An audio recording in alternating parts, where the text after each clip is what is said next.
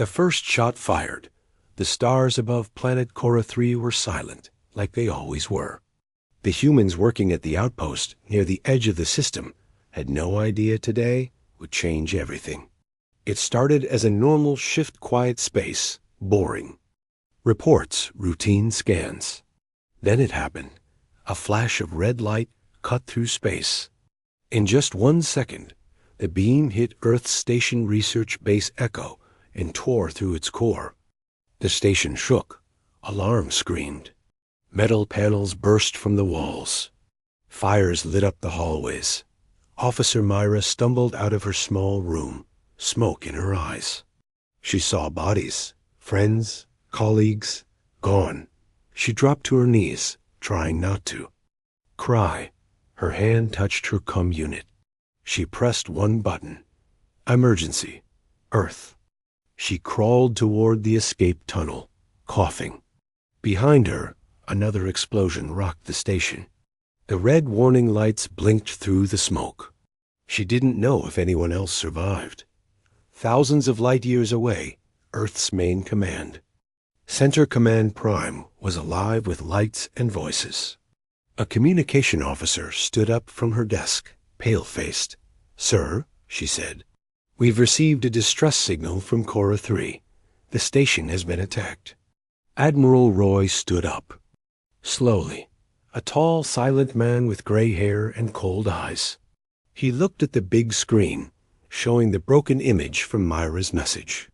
Her face was bloodied, the background full of fire. "Run it again," he said. They played the signal. Myra's voice was weak. "They came out of nowhere. No warning. We're dying. Please." Admiral Roy's jaw clenched. He looked at the other officers in the room. "Who did it?" A young analyst replied, "Zarnuk's Empire, sir. They fired the shot. No formal war declaration. Just an attack." Roy turned to his side panel and pressed a code. The room went quiet. "Is no accident," he said. "This is war." The Zarnuk's Empire had long wanted more territory. Earth's slow expansion and peaceful silence made them think humanity had grown soft. They thought Earth wouldn't fight back. They believed the humans wouldn't risk another galactic war. After all, Earth hadn't sent warships in years. But what the galaxy didn't know, what the Zarnuks forgot, was that Earth's silence didn't mean weakness. It meant they were ready. In a deep vault beneath the command center. Ancient systems powered up. AI defense programs woke from long sleep. Satellites in low orbit began relaying orders.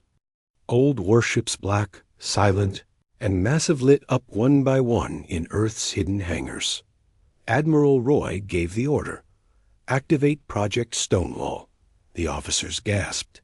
That name hadn't been spoken in decades. It was Earth's final war. Protocol.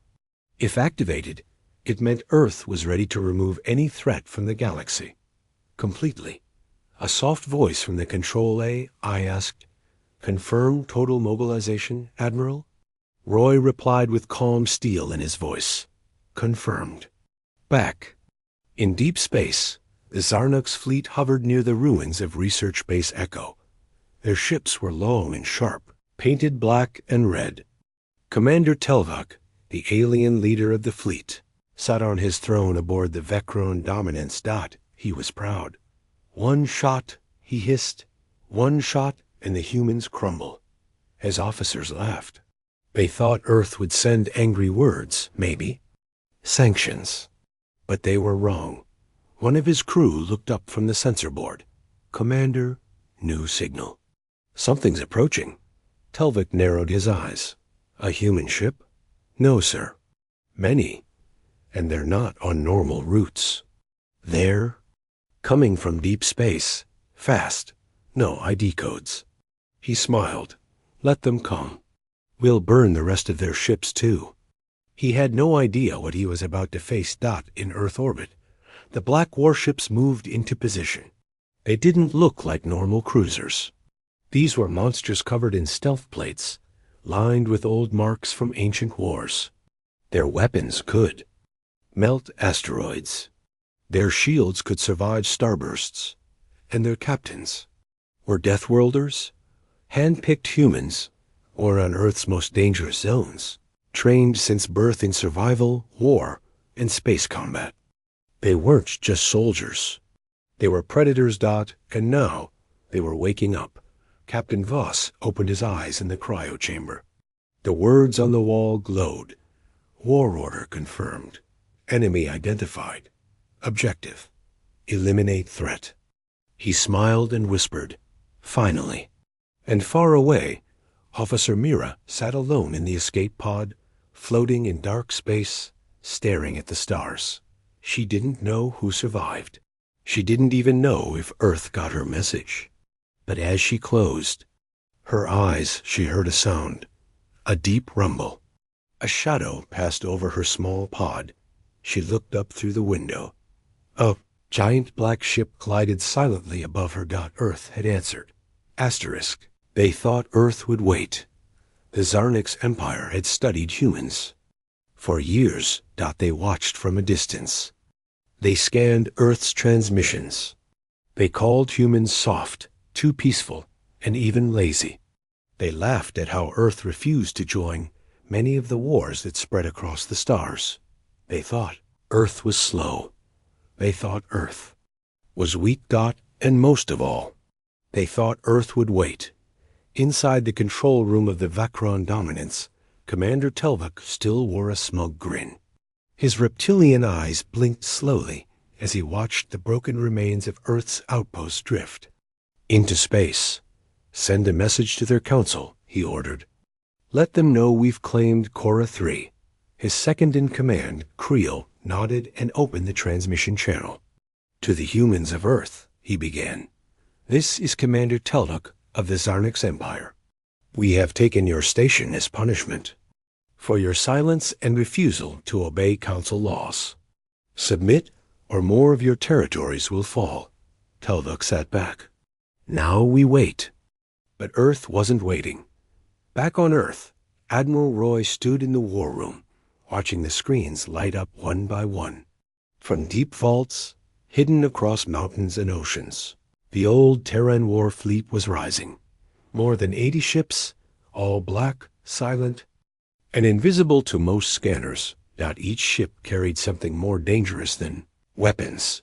Humans trained on death worlds. One of them, Captain Voss, walked through the bridge of his ship T-Ness Phantom Vengeance with slow steps. His boots echoed against steel floors. Around him, crew members checked weapons, shields, and engines. Every crew member was silent, focused. They were not new to war. Voss stared out the front window. "Set course for Cora 3. Maximum burn." A young officer turned. "Sir, Zarnik ships are already there. It could be an ambush." Voss smiled coldly. "Good. We've been asleep too long." The ship launched like a thunderbolt from orbit. One after another, warships followed. Earth was not sending a message. Earth was sending hunters. In a dark escape pod near Cora 3, Officer Myra sat in silence. Her oxygen was running low. She held on to hope, but fear was stronger. She stared through the glass port and whispered, "Please, someone."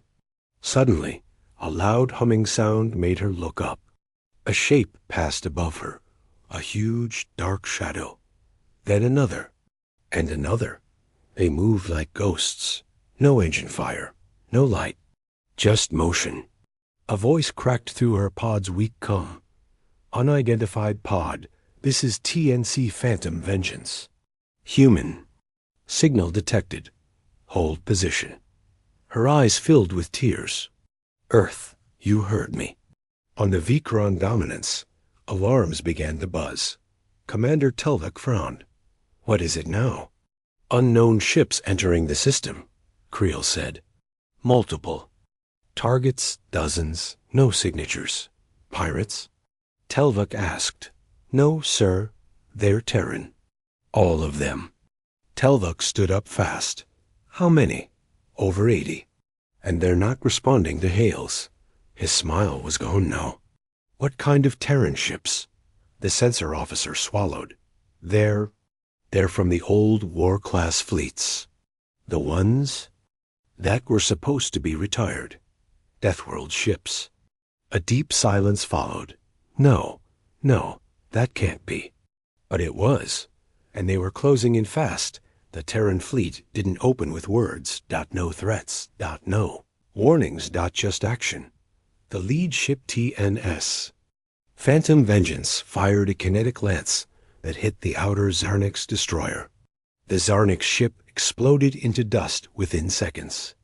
The second shot came from TNS Iron Thunder, targeted and precise. Within 10 minutes, 3 Zarnik ships were destroyed without a single Terran casualty. Inside his command chamber, Telvuk screamed, "This is not how humans fight. They should be negotiating." Creel shook his head. "These aren't diplomats. These are their Deathworlders." From orbit, Captain Voss sent a message to Admiral Roy. "We've made contact. Zarnok's forces are breaking. No resistance strong enough to stop us. Continue with Phase 2? Roy answered with only 2 words. "Burn everything." On the ground of Cora 3, where Zarnik's troops had started building their base, black ships descended from the clouds. Earth's drop pods hit like meteors. Out of them came Terran Marines, silent, armored, fast. One soldier, Sergeant Kyla, moved through the fog, smoke like a ghost. She took down 6 enemies in under a minute. Zarnik's soldiers screamed and ran, not expecting this level of fury. They thought humans were slow. They thought humans would wait. Earth had been patient only to prepare for this moment as the Zarnik's fleet broke formation and fled toward deep space. Only 13 ships survived. The rest were erased either in fire or in fear. Telvak's own ship barely escaped. His pride, his voice, and his power burned away in Earth's storm. And all across the galaxy, others began to listen. Newscasts from neutral worlds reported it. Zarnik's empire attacks Earth station. Within 24 hours, Earth destroys entire fleet. Is the sleeping Deathworld awake again? Alien leaders trembled. Some locked their borders. Others began whispering in fear, because now they remembered the old words written in the stars. You can fight Earth once, but you'll never get a second chance. The Council's silence breaks. The stars above the Galactic Council world glowed brighter than usual. Dozens of species lived and worked, their leaders, advisors, and watchers from every corner of the known galaxy. They had always believed in words, not weapons, laws, not war. For centuries, they ruled through rules. But today, the air was heavy. The news was everywhere. Zarnok's empire destroyed near Cora 3. Terran warships have reawakened. Earth answers with full-force retaliation. Inside the council hall, 12 tall seats stood around a glowing blue table. Most were filled. Some were empty. Those present stared at a single blinking screen-grainy footage of the Vecran dominance exploding. The silence was deep. Play it again. One counselor whispered. The room watched as Earth's ship fired a glowing lance of energy. The Zarnik ship tried to escape. It didn't. The explosion looked like a dying star. Counselor Ilrix of the Creed race stood slowly. He was known for his long speeches, but today he spoke only a few words. They didn't wait. Behind him, another alien, Counselor Velra from the thin-boned Elevians, leaned forward. We knew Earth had power, she said, but we thought they chose peace. We thought they had changed. Counselor Bratton, an older member with 3 cybernetic eyes, looked coldly at the table. They didn't change, he said. They adapted, then they hid. They've been quiet for 100 years. That's not peace.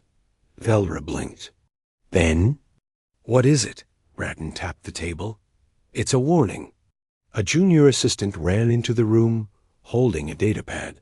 More footage, counselors. From the Cora 3 surface. He placed it on the central screen. The recording showed human ground forces. Silent, fast, black armor, no flags, no symbols. But one detail froze the room. Every Terran soldier wore a small symbol on their chest. A red earth over a black sun. Ilrex. Leaned forward. That mark, it was banned. Bratton nodded. Yes, that was the emblem of the Deathworld Legion. Velra's voice shook. But they were disbanded. Bratton replied, apparently not. They just stopped showing themselves. Counselor Luro from the Aquatic Worlds raised his watery voice. We must contact Earth immediately. Apologize for the Zarnax attack. Offer a settlement. But Bratton shook his head. Too late. Earth isn't asking questions. Ilrex asked. Quietly. Then what are they doing? Bratton's words made the chamber colder than space. They're cleaning house.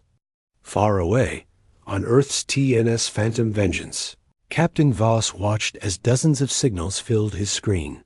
New orders from command. His officer said, Voss, read them carefully. Phase 2 confirmed. Secure human borders. Warn all hostile. Powers, if challenged, erase. The officer whispered. They're letting us off the leash? Moas didn't smile. No, they're releasing us. Back in the council hall, panic was building. The ethery diplomat from the silver-winged people stood up. We must call an emergency session with Earth's representatives. This situation is spiraling. Counselor Velra looked up. What? If Earth doesn't respond? Counselor Ilrex stood slowly and said, Then we must admit the truth. The galaxy has changed overnight. He looked at the others and added, The quiet planet we ignored has become the sword we all fear. At that same moment, deep in Earth's command prime, Admiral Roy was meeting with the leaders of other human colonies. His voice was calm but direct. The Council never stopped watching us, he said.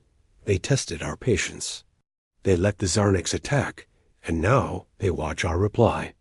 One young commander asked, Sir, what do we do when they call for peace?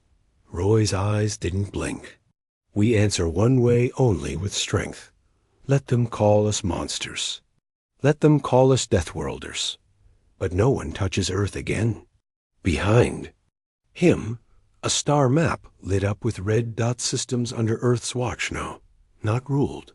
Not claimed dot-protected dot in a small council meeting room. An old alien historian was reviewing human history logs. He whispered to his student, Humans do not start wars often, but when they do, they don't stop halfway. The student asked, Why do they fight so hard? The historian replied, Because their home was a place of fire and ice, predators and storms. Earth made them survivors. And now the stars will see that survival has a price. As the council scrambled for answers, and the galaxy whispered. Of Earth's return, one message began to spread across black space carried by traitors, pirates, and broken warlords. Do not provoke Earth. Their silence means they're aiming. And out in the dark, something bigger was waking. A Terran Titan-class warship, buried in a black zone for decades, suddenly blinked online. The message was short. War detected. Standing by. The Titan's wake, far beyond Earth's orbit, hidden in a shadowed region of space called the Grave Belt, lay the sleeping giants. No one had spoken of them in a century. No records showed their location. Even Earth's allies believed they were legend ships so large and powerful that they were never deployed after the last Galactic War. They were the Titan class. Warships. Only 4 were ever built. Each one the size of a small moon. Each one designed, not just to fight, but to end wars, forever and now. They were waking inside a deep vault aboard Earth's moon. A secret switch had been flipped. Massive hangar doors opened beneath the surface. Dust and silence fell away. Power hummed through. cables as thick as trees. Lights flickered on in sequence, revealing the curved black hull of TNS Revenant, the first Titan. Its AI, long dormant, blinked awake. Command code received. Earth threat level, read, preparing systems. The voice was deep, emotionless, but its presence was terrifying. Back on Earth, in Command Prime, Admiral Roy stood with a handful of top brass officers. On the screen before them, the glowing shape of TNS Revenant filled the sky like a monster from an ancient myth. A younger officer whispered, "Sir, are we really bringing the Titans online?" Roy answered without turning his head, "The galaxy thinks Earth will speak." "We won't. The Titans will." He looked at another general. "Wait the second one." Near Neptune's orbit, inside a black storm that had hidden its presence for 112 years, the second Titan stirred, TNS Judicator, covered in hardened plating, carrying weapons not even modern Earth fleets had ever seen. It roared to life like a machine god. Energy surged from its fusion heart. Graviton stabilizers activated, and its primary cannon known only as the Hammer locked into position. Judicator sent a short signal to Earth. Awake. Ready. Target. Meanwhile, in the farthest edge of Zarnix space, panic was taking root. The Zarnix homeworld, Valexis, buzzed with noise. News had spread faster than their leaders expected. Entire colonies had lost contact. Soldiers refused to engage further. Civilian transports were fleeing toward neutral zones.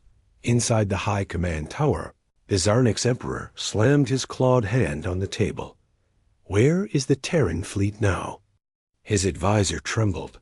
"Sir, they have left Cora 3. They are spreading." "Spreading where?" The Emperor snapped. The advisor's voice cracked. "Everywhere. All systems near Terran borders. And now moving into neutral zones." Another general ran into the room, gasping. "Sir, our long-range sensors just detected a Titan-class signature. At least 2. Maybe 3. The Emperor went silent. Then he whispered, "They've released the Titans?" No one answered. At the Galactic Council, confusion had turned to fear. More and more neutral planets were reporting the same thing. Terran warships appearing silently, orbiting for a few hours, then vanishing. No messages, no attacks. Just presence. It was a statement. "We are watching." Counselor Velra sat in her office, watching a playback from a mining planet called Theros 9. A Titan had arrived above the sky like a dark moon. All machinery had stopped. All signals blocked. Then it had left without firing a single shot. But what it left behind was worse than fire. A warning etched into the stone of the planet. Earth remembers. Captain Voss, aboard the TNS Phantom Vengeance, flew alongside a small part of the fleet toward a system called Yuval's Reach. It was a place once controlled by pirates, now claimed by Zardox scouts. Voss looked at his pilot. "Drop us straight in." The pilot hesitated. "Sir, we're outnumbered here." "We're not here to win," Voss said calmly. "We're here to remind them what happens when they touch Earth." The fleet jumped. Seconds later, 5 Zarnix patrol ships picked up the human arrival. They attacked without warning, but before their shots landed, the sky split open. From hyperspace, TNS Judicator dropped like a blade. The blast of its arrival knocked all ships off course. Its main cannon charged. The Zarnix scrambled, screamed, begged. Too late. One shot, all 5 ships gone. Not destroyed. Erased. On a trade vessel nearby, an alien captain watched in terror as the Titan drifted past. It didn't acknowledge them, didn't scan them, just passed by like a god walking through a village. The alien recorded the footage and sent it across every channel he knew. Within 12 hours, the footage had spread across the stars. Billions watched. As Earth's most terrifying secret was now fact, Not myth. The video ended with the Titan moving back into hyperspace. And a final whispered phrase from the bell. Alien. They've awakened the old giants. The galaxy is no longer safe. At Earth's command prime, Roy stood before his staff. We told the galaxy to leave us alone. They didn't listen. He pointed to the stars on the map, one after another glowing red. Now they will learn. He gave one final command to the fleet. Begin the silence protocol. And as the Titans moved into new star systems, as the galaxy watched in horror, one truth became clear. Earth wasn't just fighting back. Earth was rewriting the rules of power. They asked for peace, but Earth stayed silent.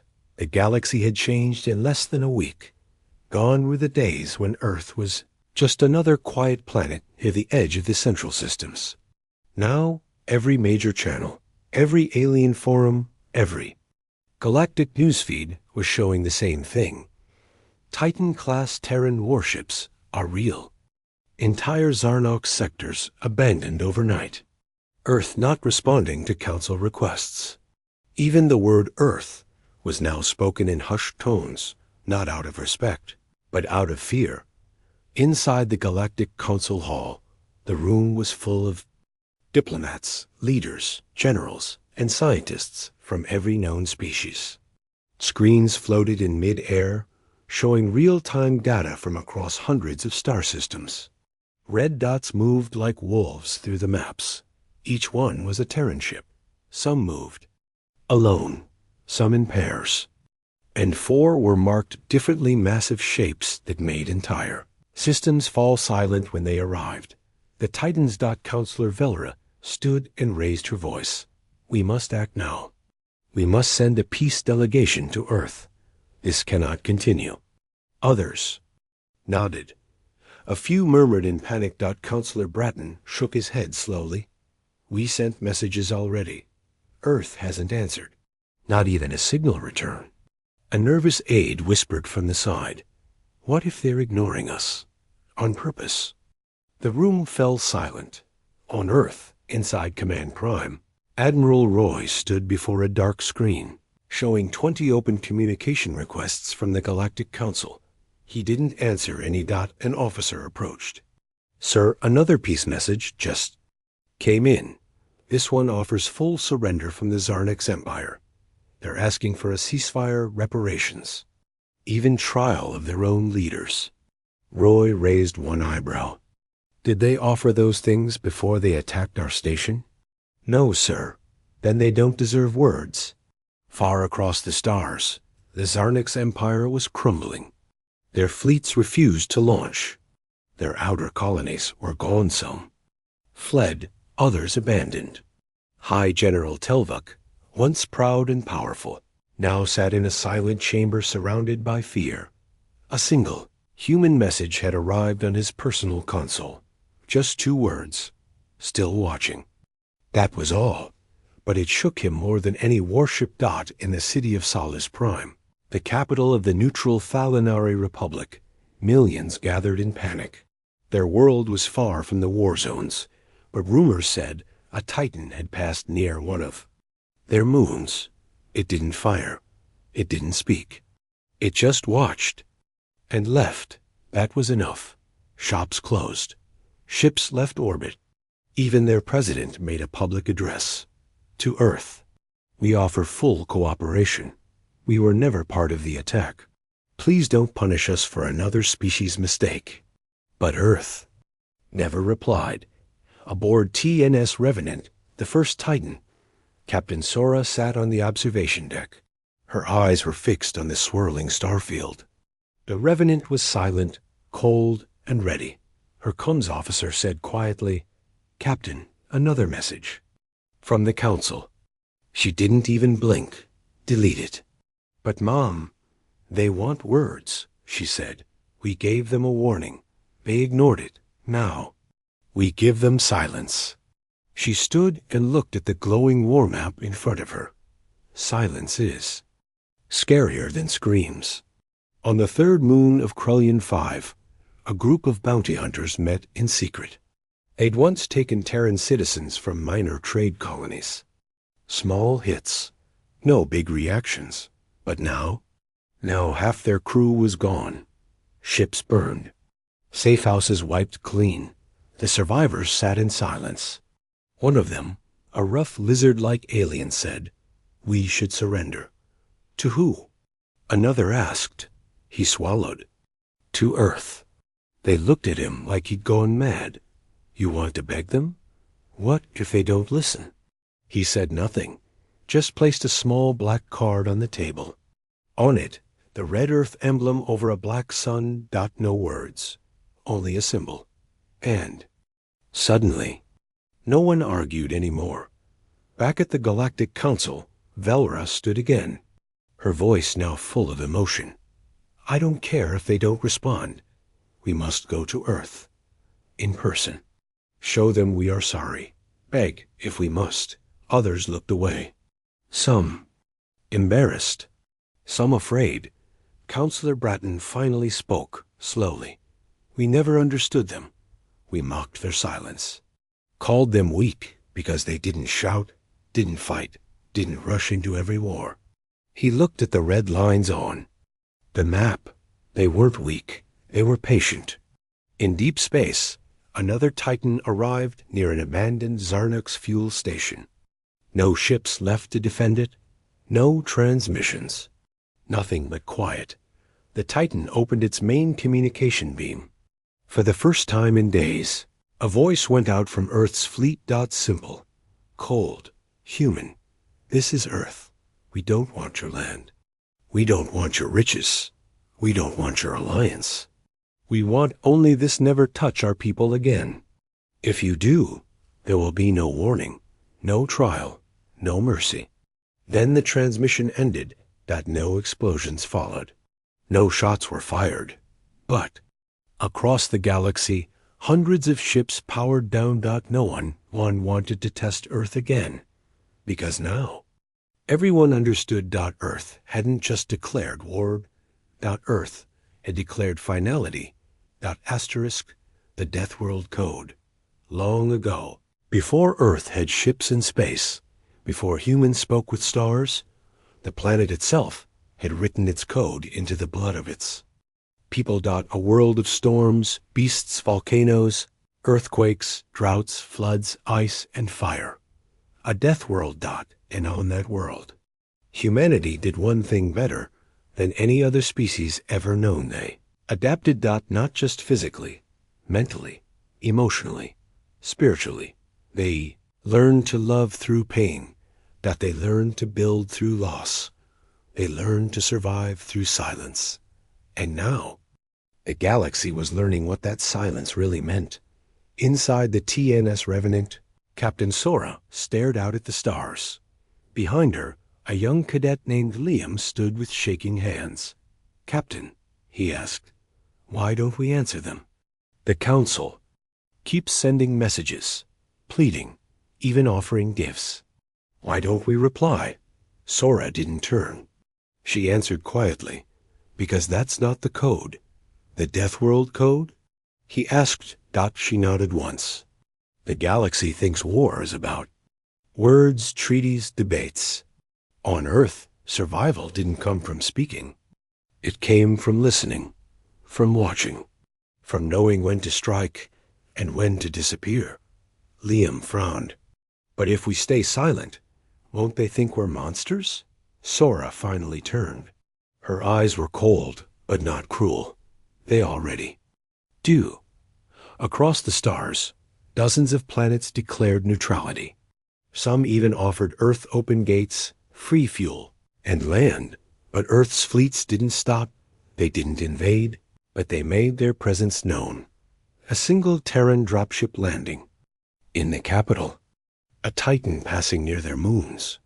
A silent Terran cruiser hovering above their atmosphere for 1 full hour. Then leaving without a word. And each time, the message was clear. We see you. In the dark chambers of the Zarnix Emperor. Fear ruled everything now. He hadn't slept. He hadn't spoken to his generals. His guards stood closer than usual. He stared at the screen where Earth's last message still played. Never touch our people again. And next to it, footage of what had happened to the 5 strongest ships of his personal fleet gone in seconds. The Emperor finally stood and shouted, "Send a message. To Earth, to the Council, to the galaxy. Tell them we're done. Tell them we surrender. Everything." But his advisor didn't move. Instead, the advisor said, "They're already here, Your Grace." The Emperor turned slowly. On the wall behind him, a red light blinked. It was coming from the edge of the system. A Titan-class warship had arrived.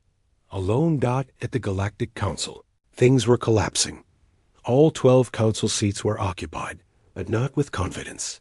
Reports flew in every second. Terran scouts. Seen near council borders. Entire pirate fleets disappearing. Multiple abandoned colonies now protected by Earth ships without request. Counselor Velra slammed her fist on the table. This isn't war anymore. It's occupation. Counselor Bratton shook his head. No, it's justice, Terran justice. This is the Death World Code. Another counselor leaned forward. Then explain it. Bratton stood. Earth doesn't move because of anger. Earth doesn't burn planets for fun. They don't shout when hurt. They get quiet. He pointed at the main screen, showing the red Earth symbol, and that silence means they've already decided. On a mining colony called Vitra 6, a group of civilians found a crashed escape pod. Inside was a Zarnix officer, wounded, scared, hiding. He begged for help, but when he saw the sky above, his voice broke.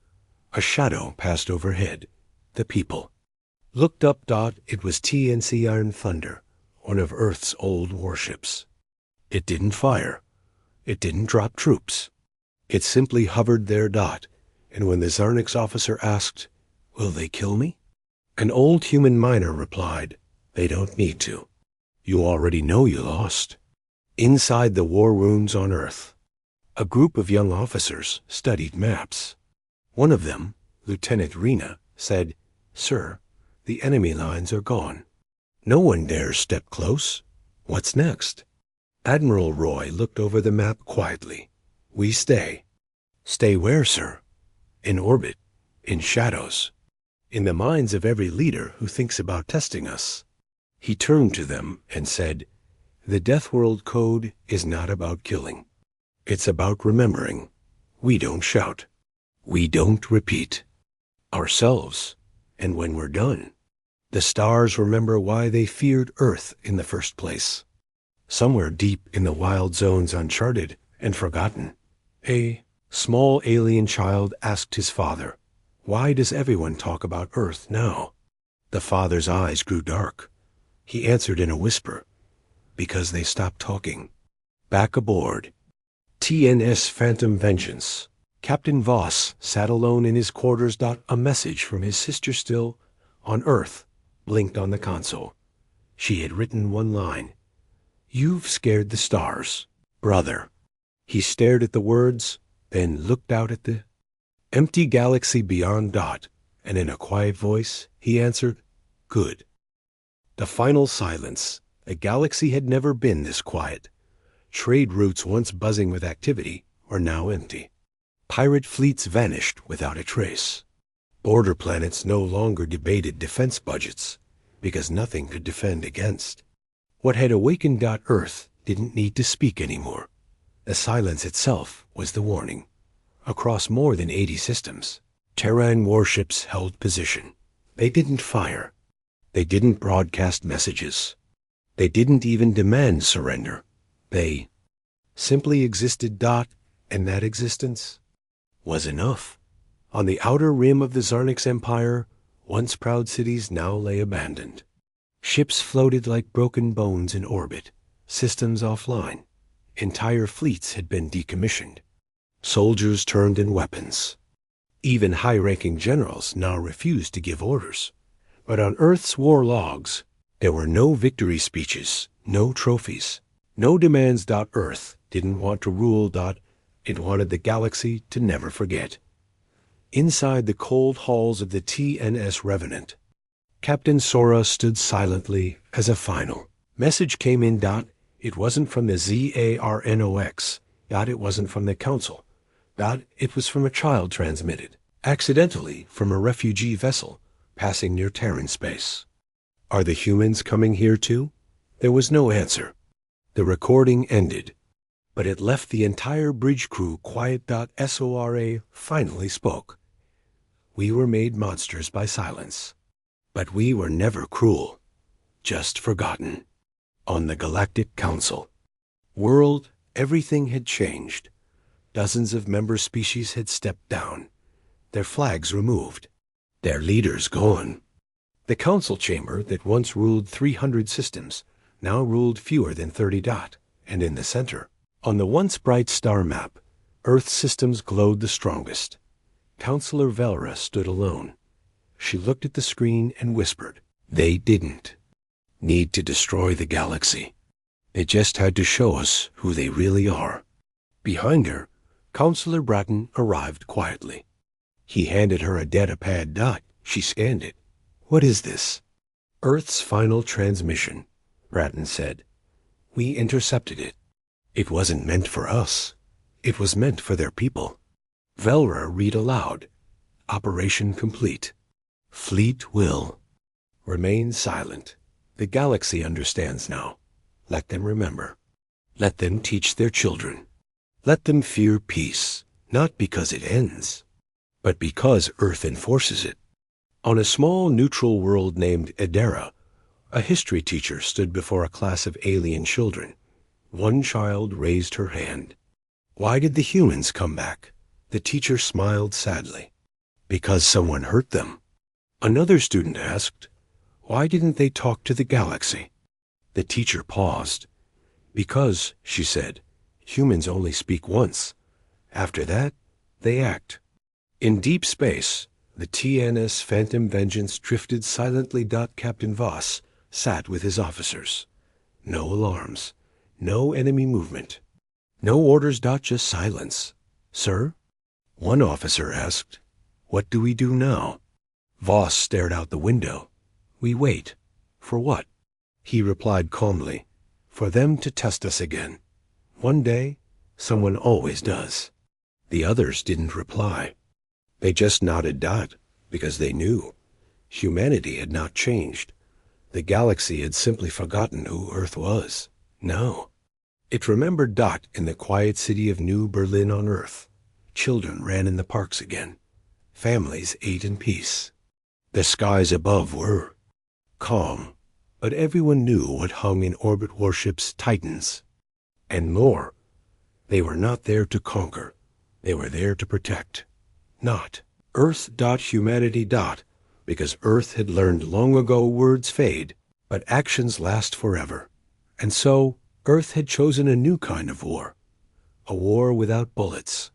A war without speeches. War of presence. On a dark moon near a collapsed star, a message was carved into ancient stone by unknown hands. It read, "Never wake the Deathworlders, unless you're ready to meet your end." And so, the stars turned slowly. Peace returned, not because of treaties, not because of alliances, but because the galaxy had seen what happens when Earth stops waiting. They had started a war with Earth, and that had been their last mistake.